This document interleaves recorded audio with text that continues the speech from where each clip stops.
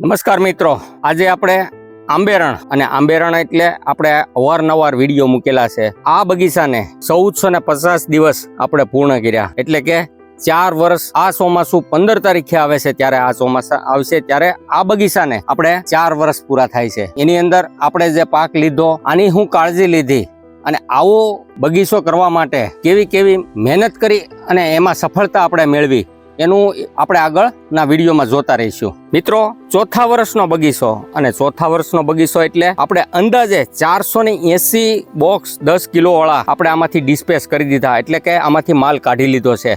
હજી આની અંદર 30 બોક્સ ઉપરનો માલ આમાં દેખાઈ રહ્યો છે અંદાજે. એટલે કહેવાનો ભાવાર્થ, ખૂબ મહેનત કરેલી હોય, સખત મહેનત કરેલી હોય, પૂરો ખોરાક એને આપેલો હોય તો એ થડને ફળ આપવા જ પડે. અને એવા ફળ આપવા પડે જે કુદરતને સાથે રાખીને કુદરતી ફળ આપણને ઓર્ગેનિક મેટર ઉપર વધારે આમાં ધ્યાન દીધું છે, ત્યારે સ્વાદ, સુગંધ, રૂપ, રંગ બધું જ આની અંદર મળી ગયેલું છે. મિત્રો, આ રીતનું લોકેશન એટલે કે આ નેરું છે. નેરું એટલે વેણ, બે બાજુથી નેરા અમારે લાગુ પડે છે. અને નેરાની અંદરની માટી સજીવ પદાર્થ અને પુષ્કળ પોષક તત્વો, જે NPK કહેવાય, ગૌણ તત્વ કહેવાય, જમીનનું સંપૂર્ણ ખોરાક, આપણે એનું રહસ્ય જોવા જઈ રહ્યા છીએ.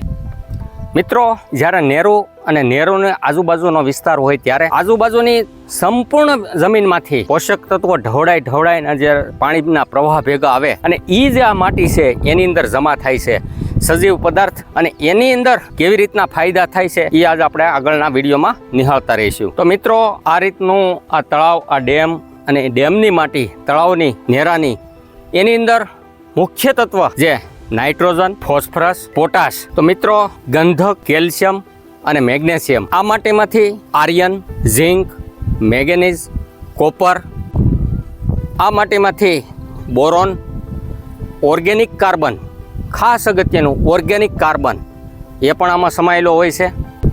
તો મિત્રો, વર્ષોથી નેરાની અંદર ઘાસ, લીલા પાન, સૂકા પાન, અથવા તો આની અંદર જેટલા તળાવમાં કે નેરાની અંદર રહેવાવાળી જે જીવ છે એ જીવસૃષ્ટિ, અને આ બધું ભેગું થઈ અને દુનિયાનું એવું ખાતર બને છે જે રાસાયણિક ખાતરની અવેજી કરતાં 100 ગણું આગળ હોય છે.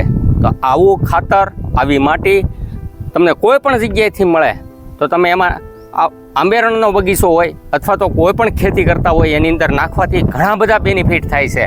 જ્યારે આપણે 1450 દિવસ કામ કર્યું, એની અંદર આવું વર્ક પણ કરેલું છે, અને એવા વર્ક કરવાથી આપણી જે કેરી હતી એ માર્કેટની અંદર એકડો બની, સાથે સાથે આવનાર સમયની અંદર વધુ ડિમાન્ડ આપણી કેરીની થાય એવી રીતનું આપણે જે માવજત કરી હતી, અને એના માટેનો વિડીયો આપણે આ માટીને આપણે આંબેરણમાં કઈ રીતે પાથરી છે એનું પણ નિહાળશું. મિત્રો, સારામાં સારી માટી નેરું, તળાવ વગેરેમાંથી જે માટી મળે છે એ ખેતી માટે ધી બેસ્ટ છે. ખાસ કાળજી એવી રાખવી, કેવી પ્રકારની માટી આપણે જમીનની અંદર ન પાથરવી. તો દાખલા તરીકે કેમિકલના પ્લાન્ટ હોય અથવા તો દૂષિત પાણીથી ભરાતું હોય એવી કોઈ પણ જગ્યાએથી માટી લઈને આપણા ખેતરમાં ન નાખવી, જેથી કરીને આપણી જમીન પણ બગડી ન શકે.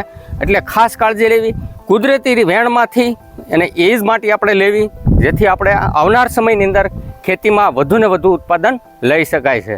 મિત્રો, આપણી જમીનના ટોટલ 3 બ્લોક, એમાં પહેલો બ્લોક આપણે બતાડ્યો 1450 દિવસનો. આ જે આંબેરણ છે આપણું, એને આ ચોમાસું આવશે એટલે 3 વર્ષ પૂરા થાય. એમાં આપણે કેવી કાળજી લેવી છે, તો એની અંદર આપણે જે તળાવની માટી તમને દેખાડી, ભરભરી સરસ મજાની, અને આ જોઈ શકાય છે આ રીતની માટી આપણે શેક સુધી પાથરેલી છે. અને આવું કરવાથી આપણી જમીનની અંદર વધુ પાણી પકડશે, જમીન હરભરી બનશે, સજીવ પ્રક્રિયા છે એ એકદમ સોલિડ વધુ માત્રામાં થાય છે. જ્યારે સજીવ પદ્ધતિથી કામ થાય ત્યારે ઉત્પાદન અને ખેતી ટોચના સ્થાન ઉપર લઈ જઈ શકીએ છીએ. મિત્રો, તળાવની માટી અને એની સિવાય આ તમે જોઈ શકાય છે આપણે લગભગ અંદાજે 200 ઉપરના ફેરા ટ્રેક્ટરના આની અંદર આપણે નાખેલા છે. સાથે સાથે આપણે ઓર્ગેનિક મેટર પણ ઘણી બધી કરશું, જે આવનાર ચોમાસા પછીની ટ્રીટમેન્ટની અંદર ઓર્ગેનિક મેટર એ જે કાંઈ કરવી પડે એ બધી જ કરશું. કારણ કે આગળના આપણા બ્લોકની અંદર આપણને સફળતા મળી જ્યારે આ બ્લોકને પણ આપણે એવી જ રીતનો સક્સેસફુલ કરવા જઈ રહ્યા છીએ. આની અંદર આપણે 225 ઉપર ટ્રેક્ટરની લારી નાખેલી છે. તો મિત્રો, આ ચોમાસાની અંદર આપણે જે માટી નાખી છે, આવનાર સમયની અંદર આના રૂપ રંગ કેવો આ બગીચો લે છે એ આપણે આગળના વિડીયોમાં શેર કરશું. ચોમાસું અને ચોમાસાની પછીનો સમય આવશે ત્યારે. મિત્રો, આ બગીચાને તમને કોઈ પ્રશ્ન હોય તો મારો નંબર છે 74 970 900.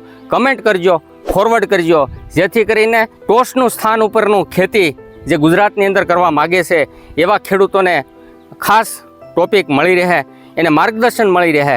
ખૂબ ખૂબ આભાર.